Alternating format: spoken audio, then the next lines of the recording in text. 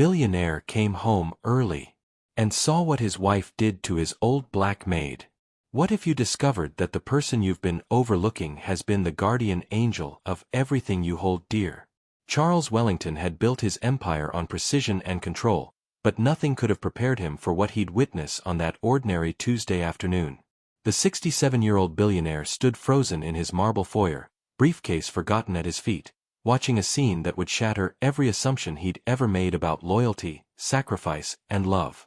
Through the crack in the kitchen door, he saw his wife Natalie, collapsed in their longtime housekeeper's arms, sobbing like a broken child. But it wasn't just any breakdown. Adelaide, the quiet woman who'd worked for their family for 15 years, was holding a small bottle of pills and speaking in the gentlest voice Charles had ever heard. The words he caught made his blood run cold, yet filled his heart with something he couldn't quite name. Where are you watching this story unfold from tonight? Adelaide Johnson had been part of the Wellington household since Charles was building his tech company from a cramped garage. At 62, she moved through their Connecticut mansion with the quiet grace of someone who understood that true service came from the heart, not a paycheck. Every morning at 5:30, she'd arrive through the servants' entrance, her worn leather purse containing family photos and a thermos of coffee that smelled like home. Charles barely noticed her anymore. She was simply there, like the imported Italian marble or the hand-carved staircase. He'd nod if they passed in the hallway, maybe grunt a thank you if she brought him late-night coffee during those endless conference calls with Tokyo. Natalie, his wife of 12 years, seemed equally disconnected from Adelaide's presence. The beautiful 38-year-old former model treated her with polite indifference, more focused on her charity galas and spa appointments than the woman who kept their lives running smoothly. But Adelaide saw everything. She noticed that when Charles started leaving earlier and coming home later, the stress lines deepened around his gray eyes. She saw how Natalie's laughter had faded over the past year, how the prescription bottles multiplied in the master bathroom medicine cabinet, how the couple who once held hands at breakfast now ate in silence while scrolling through their phones. What Charles didn't know was that Adelaide had become Natalie's secret lifeline. It started 6 months ago when Adelaide found her crying in the wine cellar at 2 in the morning, clutching an empty bottle and a handful of anxiety medication. Instead of calling Charles or pretending she hadn't seen anything, Adelaide had simply sat down beside her on the cold stone floor. "Mrs. Wellington," she'd said softly, "my grandmother used to say that pain shared is pain divided.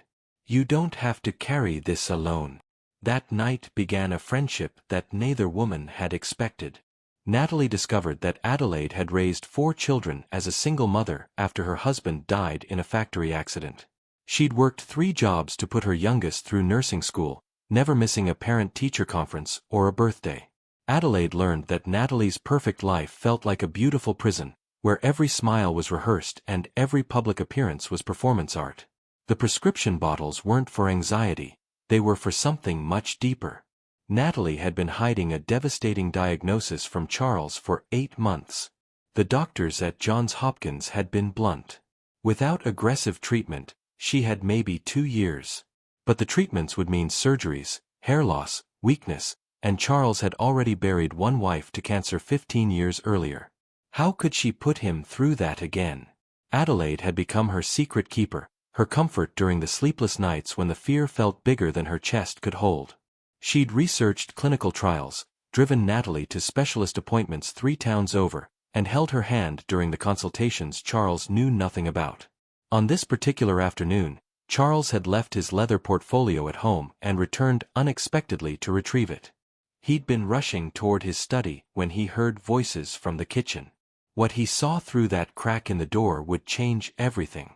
Adelaide was gently taking a bottle of sleeping pills from Natalie's trembling hands while speaking words that made Charles realize he'd been living with strangers, including the woman he'd married and the angel who'd been protecting them both. "Honey, you can't solve this with pills," Adelaide was saying, her voice carrying the warmth of someone who'd soothed countless hurts over the years. "Your husband loves you. This secret is eating you alive, and it's eating him alive too, even though he doesn't understand why." Natalie's voice was raw with months of hidden tears. "You don't understand, Adelaide. He lost Janet to cancer. Watched her waste away for 2 years. I was there at the funeral. I saw what it did to him. How can I ask him to go through that again? Charles gripped the doorframe, his knees suddenly weak. Cancer. The word hit him like a physical blow, but it was followed immediately by something that hurt even worse. His wife had been facing this alone, believing she was protecting him by suffering in silence. Adelaide's hands were steady as she guided Natalie to the kitchen chair that had become their unofficial therapy spot over the past months. Child, let me tell you about love. Real love isn't about protecting someone from hard truths. It's about trusting them enough to let them choose how to love you back. Through the crack in the door, Charles watched this woman he'd barely acknowledged demonstrate more wisdom about marriage than he'd learned in 12 years. Adelaide pulled out her phone and showed Natalie a photo of a young couple. This is my youngest, Patricia, and her husband. She was diagnosed with the same thing you had 2 years ago. Look at them now. The photo showed a radiant woman with short, beautiful hair and a man whose eyes held nothing but adoration. The treatments worked, honey. She's in complete remission. But you know what she tells me? She says the hardest part wasn't the cancer. It was the month she tried to handle it alone before she told him. That's when she felt like she was dying. Natalie was crying again, but differently now. These were tears of recognition, not despair. I'm so scared, Adelaide. What if I'm not strong enough? What if he looks at me the way he used to look at Janet's pictures, with that terrible sadness? Strength isn't about doing everything alone, Adelaide said firmly. Strength is about knowing when to let the people who love you help carry the weight. And Mr. Wellington, he's got strong shoulders. Stronger than you think. Charles felt something crack open in his chest. This woman, this precious woman he'd treated like furniture, had been loving his wife through the darkest fear imaginable. She'd been the friend, the counselor. He also realized something else that made his heart pound with a mixture of shame and gratitude. Adelaide had been protecting him too, in her own way. She could have called him immediately, could have forced the truth into the open before Natalie was ready. Instead, she'd been building a bridge, helping Natalie find the courage to trust their love enough to share the burden.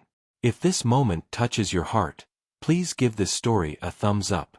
Sometimes the greatest acts of love happen in the quiet spaces we never see.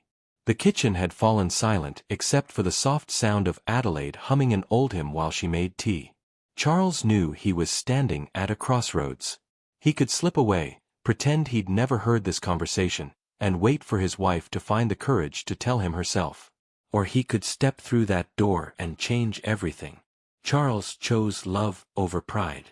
He pushed open the kitchen door gently, and both women looked up with expressions of shock. Natalie's face went white, then red, as if she'd been caught stealing. Adelaide immediately stood, her protective instincts kicking in. Mr. Wellington, I can explain, she began, but Charles raised a hand gently. Please don't, he said softly, his voice thick with emotion. Don't explain anything.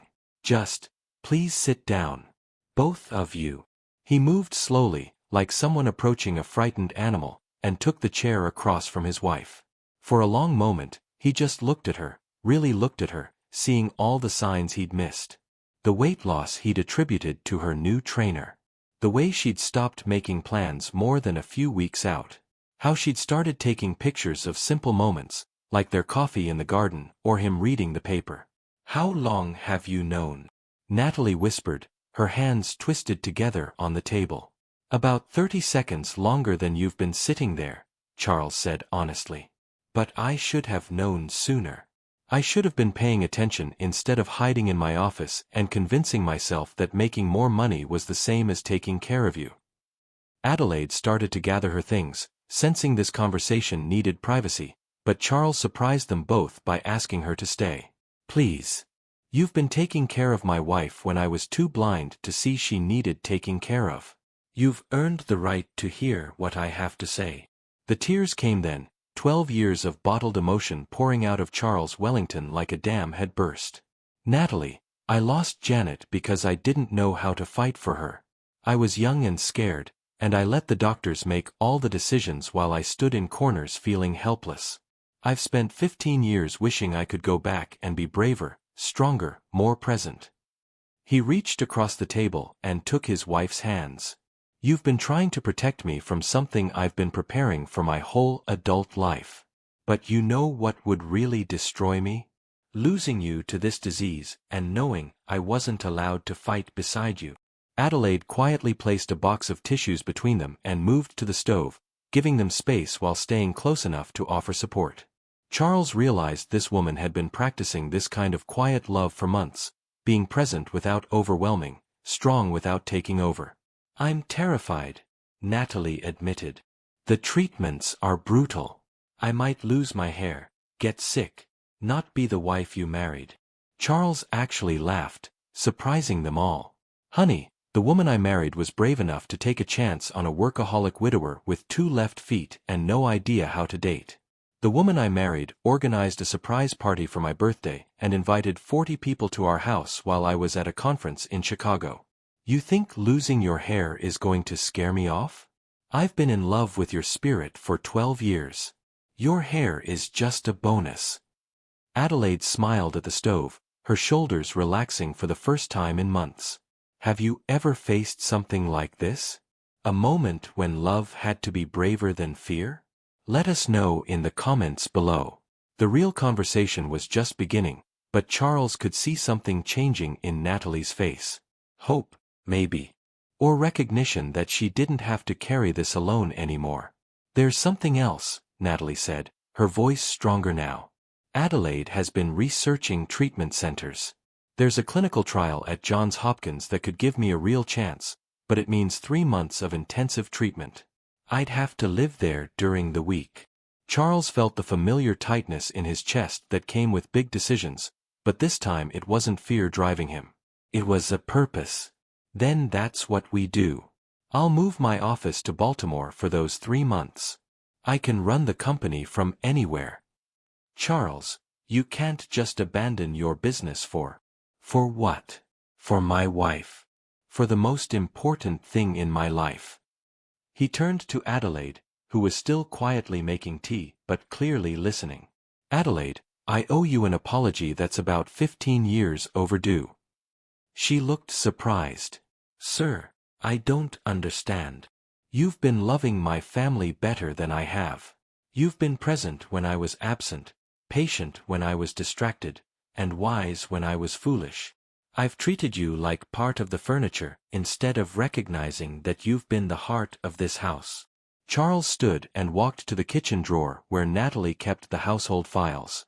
He pulled out Adelaide's employment folder, something he'd never looked at before, and spread the contents on the table. Her original application showed an address in a neighborhood he knew had been demolished for highway construction 10 years ago. Her emergency contact was a daughter in nursing school who would be graduating soon, based on the dates. Where do you live now, Adelaide? He asked gently. She looked uncomfortable. I have a small apartment on the bus line. It's fine. How long is your commute?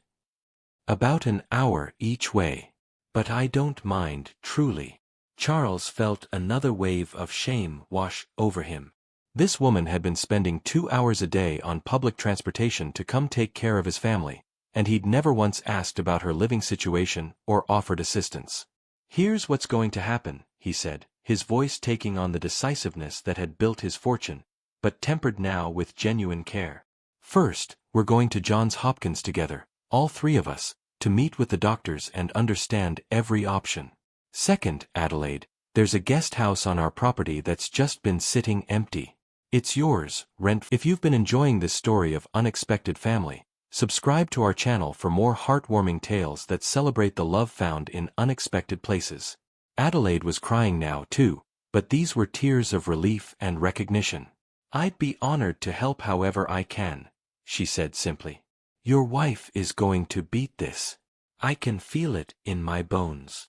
And in that moment, surrounded by afternoon light and the quiet strength of love finally spoken aloud, Charles believed her completely. 6 months later, Charles sat in the Hopkins cafeteria watching 2 women who'd become his anchors discussing Natalie's latest test results with the excitement of children planning Christmas morning. The treatments had been brutal, just as predicted, but Adelaide had been there for every single session, armed with homemade soup, terrible jokes, and the kind of unshakable faith that made impossible things feel achievable. Natalie's hair was growing back in soft silver curls that Charles loved even more than her original auburn waves. But the real change was deeper than appearances. She moved through the world now with the confidence of someone who'd faced her greatest fear and discovered she was stronger than she'd imagined. More importantly, she'd learned to let herself be loved completely, messiness and vulnerability included. "The scans are completely clear," she announced, sliding into the booth beside her husband. "Dr. Rodriguez says if these numbers stay stable for another 6 months, I'll officially be in remission." Adelaide clapped her hands together like a delighted grandmother. "I knew it. I told you both from the beginning, this was going to be a victory story." Charles reached across the table and took Adelaide's hands in his. Over these months, he'd learned her favorite coffee shop, her birthday, her grandchildren's names, and the fact that she'd been quietly sending money to her church's food bank for 20 years despite her modest income. He'd also learned that she made the world's best banana bread, could fix anything that broke in the house, and had a laugh that could chase away even the darkest fears. "Adelaide, I need to tell you something," he said seriously. "This family doesn't work without you. Not just the household stuff, though you're brilliant at that. But the love part. You taught us how to take care of each other." She squeezed his hands. "Mr. Wellington, you taught yourselves. I just reminded you what you already knew." "Charles," he corrected gently. "After everything we've been through, I think you can call me Charles." The guest house had become Adelaide's permanent home, and her daughter Patricia had moved back east to be closer to her mother and help with her own recovery journey. Sunday dinners at the Wellington house now included 4 generations of chosen family, with Adelaide's grandchildren teaching Charles to play chess and Natalie learning to braid hair for the first time in her privileged life. As they left the hospital that day, walking through the parking garage together, Charles reflected on how completely his understanding of wealth had changed. He'd spent 40 years accumulating money and objects and achievements, believing they were measures of success. But watching Adelaide care for his wife with nothing but love and determination had taught him that the richest people were those who knew how to love well. "What are you thinking about?" Natalie asked, taking his arm as they walked. "I'm thinking about how grateful I am that I came home early that day," he said simply. Adelaide smiled. "Everything happens for a reason, Charles. Even the difficult things. Especially the difficult things." If you enjoyed this story about the unexpected grace that can transform a life, please remember to like this video, leave a comment sharing your thoughts, and subscribe for more stories that celebrate the love that surrounds us every day. Thank you for joining us on this journey. Sometimes the greatest treasures are the ones we almost overlooked.